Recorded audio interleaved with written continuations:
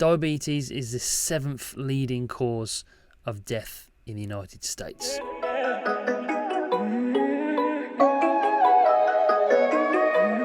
So no wonder Apple are thinking about introducing a blood sugar reader in the new Apple Watch 7, which is rumoured to be coming out this year. A redesigned Apple Watch, no doubt, because this is sort of the third iteration of a generation, if that makes sense. We had 1, we had 0 to 3, now we had 4, 5 and 6. So the 7th is usually an overhaul, a redesign, a different shape, different colours, other software improvements, other hardware improvements that Apple are thinking about introducing, and blood sugar reading is going to be one of them. I've got to be honest, when it comes to the Apple Watch, I love it. I use my Apple Watch every day for everyday things, for tracking exercise, for taking phone calls. I actually listen to the radio when I'm out and about. I do go out of the house quite often without my phone when I'm just going to take Jake to football or something like that. And it is good. I think it's a good thing to go out of the house with your phone sometimes, because this just allows you, especially if you've got to have the 4G version. Obviously it still works if you've got your phone with you can take phone calls on the watch, but it's definitely a good thing to go out of the house without your phone from time to time. So yeah, I've got to be honest, I do use it for tracking my exercise, but the ECG and the blood oxygen reader that they introduced in the 6 and the 5 respectively, I don't use. It's one of those gimmicky things that you use once when you first get the watch and you don't use it again. I understand it's a very important thing to have, and it might be useful for some people, and I'm no doubt it will have saved somebody's life along the way if those success stories on the Apple release are to be believed. So yeah, it's fantastic that we've got this technology on our wrist, but it's not something I've used personally. So when it comes to blood sugar, this is obviously a serious problem in the US. I'm no doubt it's going to be like that around the world as well.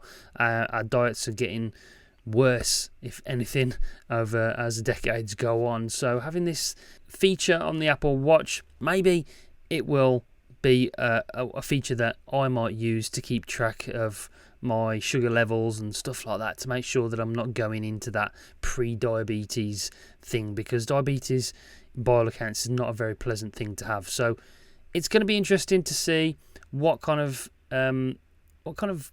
software they use to measure the blood sugar, how they'll go do that, because usually you have to take a blood sample. How they're going to put a needle in the bottom of the watch? Are they going to spike you every time you check it? You never know. This is Apple. They might be able to do that without you even feeling it. So who knows? But there's other things. The privacy thing comes into it as well. If you're measuring people's blood, it's taking DNA. There's all kind of crazy sort of things that could go along with this blood sugar reading, but let's see what happens. That's the rumour when it comes to the Apple Watch coming up this year. Other news when it comes to Apple this week, they're ditching Qualcomm. They use Qualcomm for their 5G modem inside of the iPhones, which allows you to receive the 5G signal. It's kind of the imaginary modem when it comes to internet in the house that receives a signal, pumps it out and gives you the 5G connectivity.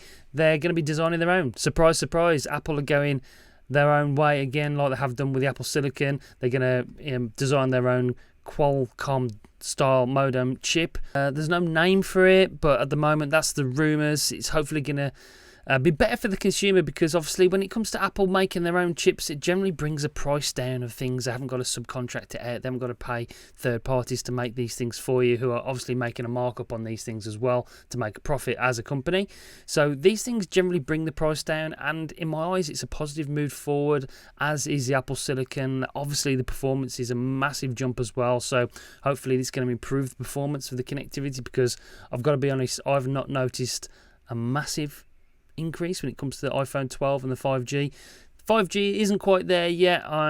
This is not going to be happening until 2023, and hopefully 2023 the 5G network will be a lot stronger, and yeah, these things will work a lot better. So I think we can expect some real performance improvements over the next couple of years when it comes to Apple, not only with the Apple Silicon, but with this 5G Qualcomm style modem they're going to be introducing to their iPhones as well. So that's exciting news. Not so exciting. We've seen the new MacBook, we've seen the new MacBook Air, we've seen the new MacBook Pro. They're apparently going to be bringing out versions of those. I think they'll have the M1 chip. I don't think they'll bring out that M2 chip yet, or the M1X, whatever it's going to be. They're going to bring 14-inch versions out of the MacBook and 16-inch versions, I think. Colours, possibly like they did with the new iMac. I'm not a massive fan of the colours. I'd prefer like a nice space grey and matte black or something like that. I'm not going to be buying an orange or blue MacBook. I don't think that's not for me. But either or, it might be for you. But they're going to feature the new mini LED screens that you're going to see in the new iPad Pro 2021. That's coming out at the end of this month. Pre-orders are shipping at the end of this month, so we'll have some videos no doubt coming from all the big YouTubers. That's going to be interesting. Next, AirPods 3 imminent. Apparently, they're going to be released apparently at WWDC in June. Smaller stem like the AirPods Pro. They're going to be shaped like the AirPods Pro, but without the rubber tip, like the sports tip. The same case size, so it's going to be sort of the same case with wireless charging, which is good. New wireless chip to improve connectivity and device switching between the devices, because I found that I don't know what it is with the device switching. I don't think it works. It does work. It also connects through your iCloud. So if Lisa my wife, she puts her AirPods in, it connects to my phone if I'm using my phone near her.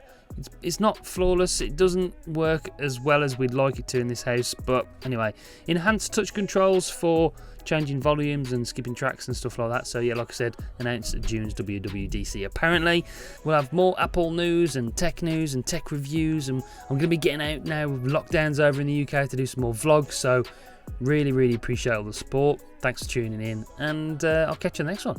See you soon, guys. Bye.